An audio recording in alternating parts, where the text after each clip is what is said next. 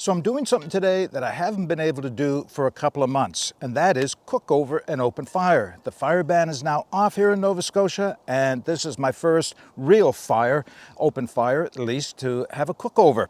And I brought something along today that I normally wouldn't backpack into the woods, but I wanted to share it with you any day.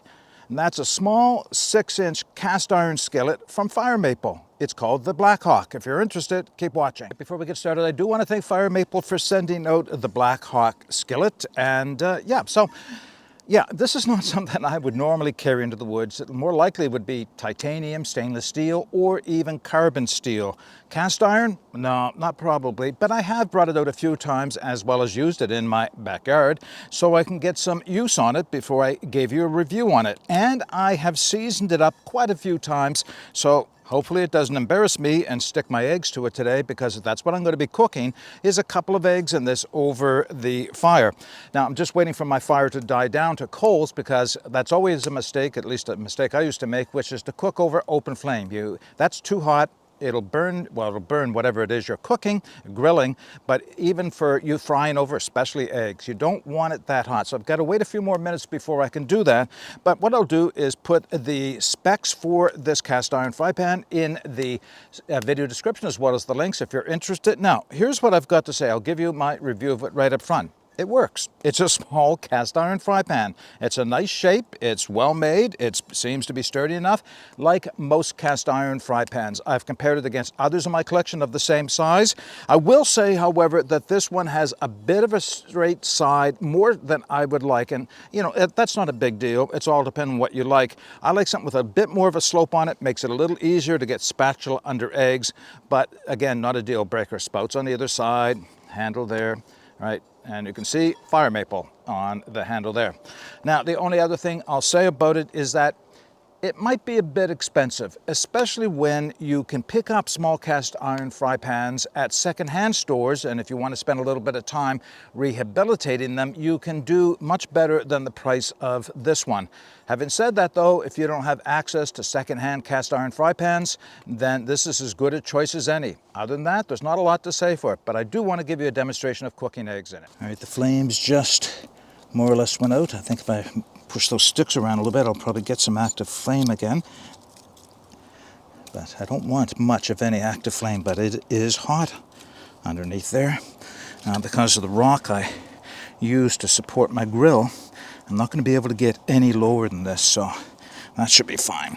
I wanted to show that you can use the small cast iron, and I mean small, this is only 6-inch, on top of my grill over the heat, and I probably have 6 or 8 inches underneath there. I do need to give it a minute or two for the cast iron to heat up. I'll put a little bit of lard in, and then we'll cook my eggs. Yeah, I do have a little bit of flame coming back up. I may stick just a couple of small pieces of wood under there to help expedite the heating process. So let's just give it a minute or two to heat up while I'm doing that, and I'll bring it back when the pan is hot enough for me to put my eggs in. Hopefully you can see through the smoke. I put a couple more sticks on just to give a bit more heat, because I think I may run out of coals otherwise. But I have to be very conscious of not having too much heat under it, but I can adjust the grill up and down. Put some lard in. Now, if anybody's questioning the use of lard, it's actually healthier than most people give it credit for. I do have olive oil, but when I'm cooking in higher heats, I like to have lard as my... Now, where did I lay those gloves? All right, that's almost embarrassing. I was standing right over top of my gloves and couldn't find them. So now you can see that the fry pan is on a bit of a slant. That's going to make this a bit of a challenge. Maybe if I lay it out here a little bit further.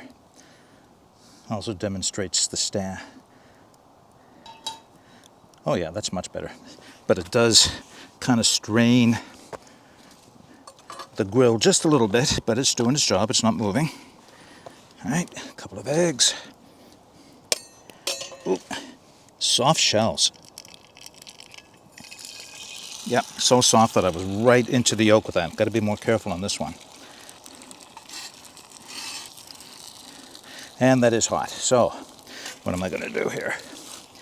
I'm going to raise the grate up a little bit before I put my second egg on. because that is hotter than I anticipated it to be. Always a challenge, especially when you're out of practice because it's been so long.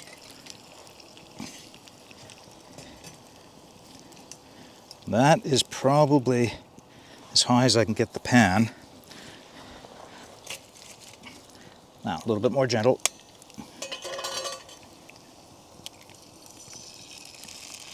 A little bit of leaf litter to go in with it, of course.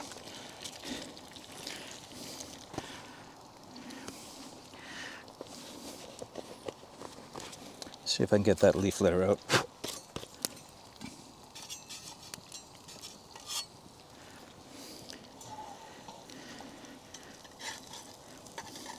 I do have some sticking, but I'm not too bad.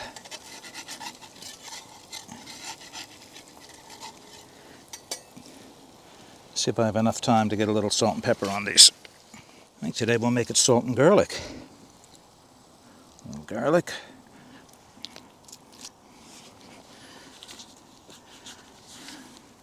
A little bit of salt.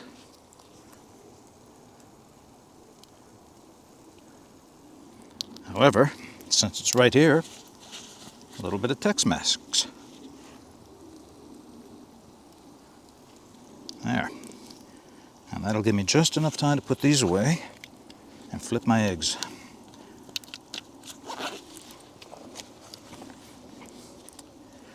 All right, where's my glove?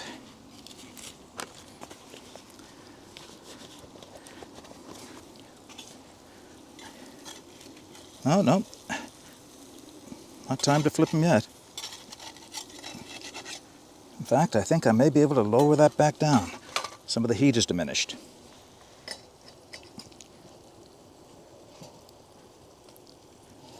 There we go, that's better. Another couple of seconds before the eggs are ready, then I'll flip them and I'll bring it back. Now this is the issue I've had setting this grill up, is I had to put a rock to support the post. So I cannot get any closer to the coals, but maybe that's a good thing, because cooking eggs really should be done on pretty low heat. Otherwise you're going to get a lot of sticking, cast iron, well seasoned or not. And while I do have a little bit of sticking, primarily it's not burning. And actually I don't think it's really sticking, it just needs to be loosened up with my spatula. Alright, so trick now is they're 3/4 cooked, over easy. I'm actually going to take them right off of the heat, let the pan do the rest of the work for another minute before I plate them up. Put my kettle back on so I have some hot water for coffee. And one more little thing I thought I could share with you, especially about the fry pan, is we'll take the kettle off. It's boiling hard. When I put the pan back on, I don't need too much heat for this, just a little bit, just enough to simmer some water in the pan. All right, my spatula.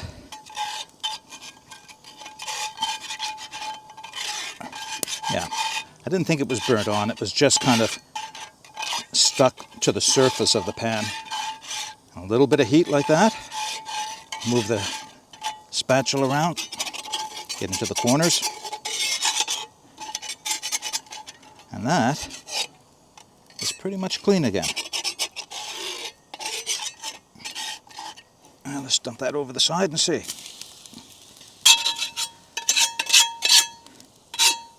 Yep, I think I can wipe that out and consider that clean now. All right, let's wrap this video up. All right, the last thing I did was to put it back on over the heat to make sure it was dry, that there was no water left in it. And while there's still just a tiny bit of remaining heat in this, see if I can balance this on my knee on top of my bandana, I'll put a drop of oil in it.